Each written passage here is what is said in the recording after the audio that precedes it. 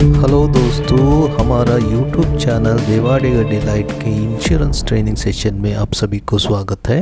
भारतीय जीवन बीमा निगम अपना 66th anniversary मना रहा है। इस मौके पर LIC एक नया यूनिट लिंक्ड पॉलिसी को भी लॉन्च कर रहा है।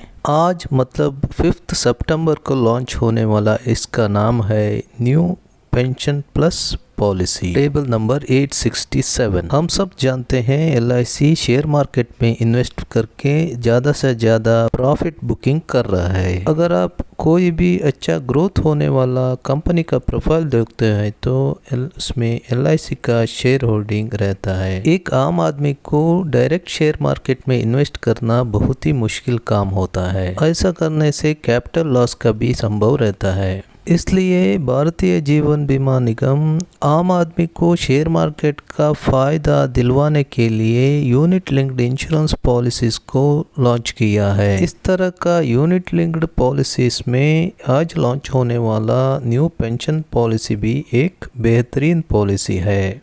इसमें पार्शियल विड्रॉल ऑप्शंस भी है और इस पॉलिसी में ऐड होने वाला गारंटीड एडिशन 6th 10th और उसके बाद हर साल ऐड होने से हमारा यूनिट फंड को इंक्रीज करने में मदद करता है। तो फिर आइए दोस्तों, इस पॉलिसी में और क्या क्या जानकारी है और देखेंगे। इस पॉलिसी का एलिजिबिलिटी कंडीशन के बारे में जानना है तो मिनिमम 25 ईयर्स कंप्लीट होना है, मैक्सिमम 75 के अंदर रहना है। वैसे वेस्टिंग एज मतलब पेंशन स्टार्ट होने के एज मिनिमम 35 एज होना चाहिए, मैक्सिमम 85 और इसके अंदर रहना चाहिए। और इसका पॉलिसी टर्म मिनिमम 10 साल होना चाहिए, मैक्सिमम 42 ईयर्स तक ले सकते हैं। कोई भी पॉलिसी टर्म देते हुए देखना चाहिए उनका vesting age minimum 35 years age, maximum 85 के अंदर रहना चाहिए। सिंगल प्रीमियम भरना है तो 1 लाख मिनिमम भरना पड़ता है, उसके ऊपर 10,000 मल्टीपल से बढ़ा सकते हैं। और रेगुलर प्रीमियम में भरना है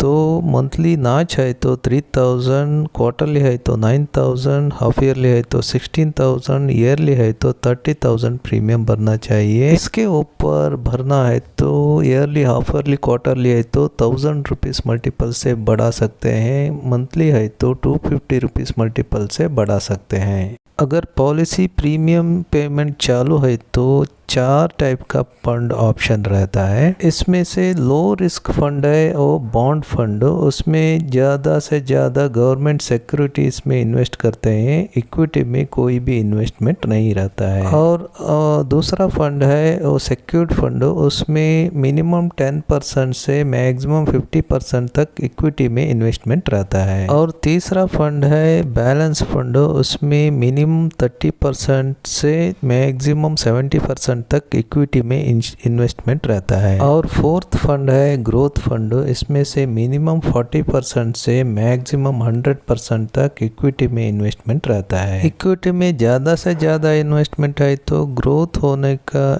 चांसेस ज़्यादा रहता है। और मार्केट गिरने से हमारा फंड वैल्यू घटकर कम होने का रिस्क भी रहता है। गिरते हुए मार्केट में बॉन्ड फंड जैसे लो रिस्क फंड को ज़्यादा डिमांड रहता है। अगर हम मार्केट को एनालाइज करते हैं, हमको लगता है मार्केट बहुत बढ़ चुका है और किसी भी टाइम गिरने वाला है, ऐसा हमको समझ में आता है तो हमको हमारा पॉलिसी फंड को ग्रोथ फंड से लो रिस्क फंड में शिफ्ट करना चाहिए। उसके बाद जब भी मार्केट 10-15% ऐसा गिरता है तो फिर वापस लो रिस्क फंड से ग्रोथ फंड को स्विच कर सकते हैं। इस तरह करने से आपका फंड का ग्रोथ NAV ग्रोथ से भी ज़्यादा हो जाएगा। अगर आप फंड ऐसा स्विच करना मुश्किल समझते हैं तो मार्केट गिरने के बाद पैनिक होने की ज़रूरत नहीं, आपको प्रीमियम पेमेंट कंटिन्यू रखना चाहिए। ऐसा गिरा हुआ मार्केट में प्रीमियम भरने से आपको ज़्यादा से ज़्यादा यूनिट अलॉट होगा और मार्केट बढ़ने से उसका फ़ायदा आपको मिलेगा। और एक फंड है डिसकंटिन्यूड फंड, अगर पॉलिसी का प्रीमियम डिसकंटिन्यू हो जाता है तो उस पॉलिसी का फंड को डिसकंटिन्यूड पॉलिसी फंड में ट्रांसफ़र किया जाता है, उधर ही मैनेज किया जाता है। इस पॉलिसी में लिक्विडिटी को बढ़ाने के लिए पार्शियल विड्रॉल का ऑप्शन दिया है। इस तरह का पार्शियल विड्रॉल को चाइल्ड का हायर एजुकेशन और मैरिज और हाउस कंस्ट्रक्शन या क्रिटिकल इलनेस ट्रीटमेंट के लिए ले सकते हैं। इसको प्रीमियम बैंड के हिसाब से 10 to 25% of the fund value partial withdrawal कर सकते हैं। पॉलिसी टर्म में 3 बार ले सकते हैं। हमको LIC से मिलने वाला गारंटीड एडिशन को देखने से पहले हम LIC को क्या क्या चार्जेस भरना चाहिए वो देखेंगे। सबसे पहले इसमें कोई इंश्योरेंस कवर नहीं रहता है, इसलिए कोई मोर्टेलिटी चार्जेस नहीं होता है। इस पॉलिसी का सबसे पहला चार्ज है वो प्रीमियम अलोकेशन चार्ज। ये चार्ज पॉलिसी प्रीमियम और पॉलिसी साल के हिसाब से अलग अलग रहता है। एक कम से कम 1% से 7% तक मैक्सिमम चार्ज हो सकता है। अगर हमारा ईयरली प्रीमियम 50,000 रुपये है और 3% अलोकेशन चार्ज है तो 50,000 में से 1,500 को कट करके 48,500 को यूनिट में कन्वर्ट करके इन्वेस्टमेंट हो जाता है। नेक्स्ट पॉलिसी एडमिनिस्ट्रेशन चार्ज, ये पहले 5 साल तक ही भरना पड़ता है। रेगुलर प्रीमियम पॉलिसी है तो 49 रुपीज़ से 57 रुपीज़ तक हर महीना चार्ज होता है और सिंगल प्रीमियम पॉलिसी है तो 67 रुपीज़ से 80 रुपीज़ तक रहता है। और फंड मैनेजमेंट चार्जेस, सभी 4 फंड को 1.35% ऑफ फंड वैल्यू हर साल चार्ज होता है। डिसकंटिन्यूअस फंड में है तो खाली 0.5% ऑफ फंड वैल्यू चार्ज होता है। तो नेक्स्ट पार्शियल विड्रॉल के लिए 100 रुपीज़ हर पार्शियल विड्रॉल के लिए चार्ज होता है। नेक्स्ट डिसकंटिन्यूअस चार्ज, पहला 4 साल में डिसकंटिन्यू होता है तो डिसकंटिन्यूअस चार्जेस को कट करके डिसकंटिन्यूअस फंड में ट्रांसफ़र किया जाता है। इस डिसकंटिन्यूअस चार्ज को डिसकंटिन्यूड ईयर के हिसाब से और प्रीमियम बैंड के हिसाब से अंदाज 1,000 रुपये से 6,000 तक का चार्जेस हो सकता है। और नेक्स्ट आता है मिसलेनियस चार्ज। अगर पॉलिसी प्रीमियम रेगुलर प्रीमियम है तो उसका मोड चेंज करना है तो 100 रुपीज़ हर चेंज के लिए चार्ज होता है। और नेक्स्ट में आता है स्विचिंग चार्ज। पहले 4 स्विचिंग हर साल फ्री रहता है, उसके बाद स्विच करना है तो हर स्विच के लिए 100 रुपये चार्ज होता है। ये सब चार्जों में अलोकेशन चार्ज डायरेक्टली प्रीमियम से डिडक्ट होता है और बाकी सभी चार्जों को यूनिट फंड वैल्यू से यूनिट्स को कैंसिल करके रिकवरी किया जाता है। LIC का ये सभी चार्जेस LIC यूनिट्स को कम करने वाला है। वैसे ही LIC से मिलने वाला गारंटीड एडिशन हमारे फंड का नंबर ऑफ यूनिट्स को ज़्यादा करने वाला है। पॉलिसी का 6th ईयर में 5% ऑफ एनुअल प्रीमियम और 4% ऑफ सिंगल प्रीमियम मिलने वाला है और 10th ईयर में 10% और 5% के हिसाब से मिलने वाला है। 10th ईयर के बाद हर साल इंक्रीजिंग मैनर में गारंटीड एडिशन ऐड होता जाएगा। अगर 41-42 ईयर्स तक कंटिन्यू करते हैं तो 41-42 ईयर्स में गारंटीड एडिशन एनुअल प्रीमियम है तो 15.5% का होता है, सिंगल प्रीमियम है तो 4.5% का होता है। दोस्तों अब देखेंगे पॉलिसी टर्म खत्म होके वेस्टिंग होने के बाद कस्टमर को क्या क्या ऑप्शन मिलेगा। सबसे पहले वेस्टिंग डेट के NAV के हिसाब से फंड वैल्यू को डिसाइड किया जाता है। इसको कस्टमर चाहे तो उस टाइम अवेलेबल इमीडिएट या डेफर्ड पेंशन प्लान में इन्वेस्ट कर सकता है। इस तरह का पेंशन प्लान में 100% इन्वेस्टमेंट भी कर सकता है, नहीं तो 60% तक कमिट करके बैलेंस फंड को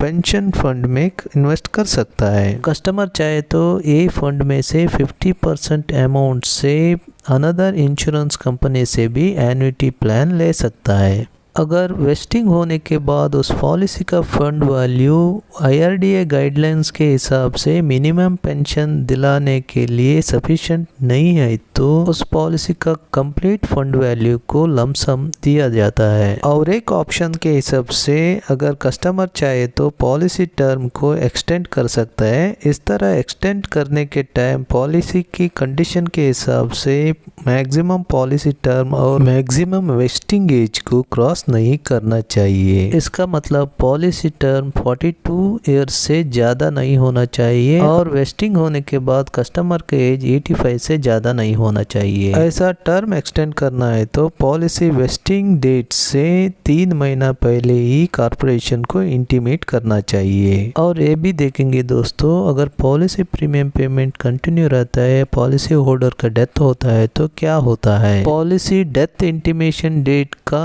NAV के हिसाब से फंड वैल्यू को कैलकुलेट किया जाता है और 105% of total premium paid minus कोई लास्ट 2 ईयर्स में कोई पार्शियल विड्रॉल है तो उसको डिडक्ट किया जाता है। ये दोनों वैल्यू में से जो भी ज़्यादा है उसको उसके नॉमिनी को दिया जाता है। इस तरह मिलने वाला डेथ क्लेम को नॉमिनी चाहे तो इमीडिएट या डेफर्ड एन्युटी ले सकता है, नहीं तो लमसम अमाउंट भी ले सकता है। और हम अब LIC प्रीवियसली लॉन्च्ड निवेश प्लस और SIP प्लान का फंड परफॉर्मेंस को एक बार देखेंगे। इस प्लान का लॉन्चिंग डेट है 2020 मार्च 2। मतलब इस प्लान लॉन्च होने के बाद कोविड-19 के हिसाब से वर्ल्ड स्टॉक मार्केट में बहुत ही वीकनेस आया था। फिर भी करीब 2 साल के ऊपर होने के बाद बैलेंस फंड का NAV 13.9226 है, बॉन्ड फंड का NAV 10.7850 है और ग्रोथ फंड का NAV 15.9646 है,